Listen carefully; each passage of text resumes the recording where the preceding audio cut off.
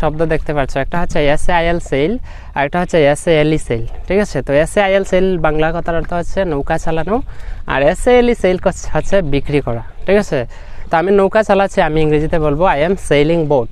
ঠিক আছে, এখন প্রশ্ন হলো SALE তাহলে কি? SALE সেল হচ্ছে বিক্রি করা, যেমন আমি অনেক বাক্য বলতে পারি।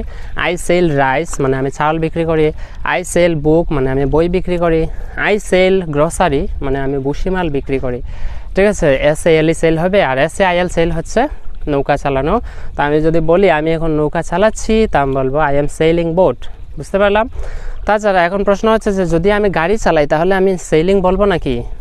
একদম না। ঠিক আছে, আমরা বলবো যদি 4 চাকার গাড়ি হয় তাহলে বলবো I am driving vehicle. Vehicle মানে গাড়ি বা বাহন।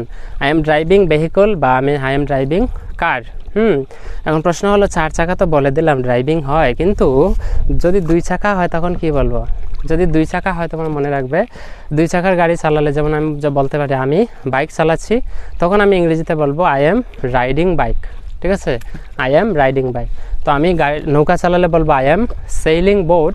আমি যদি গাড়ি চালাই আমি বলবো আই এম ড্রাইভিং কার বা ভেহিকল, আর আমি যদি বাইক চালাই আমি বলবো আই এম রাইডিং বাইক। বুঝতে পারছি? আর SALE সেল হচ্ছে বিক্রি করা।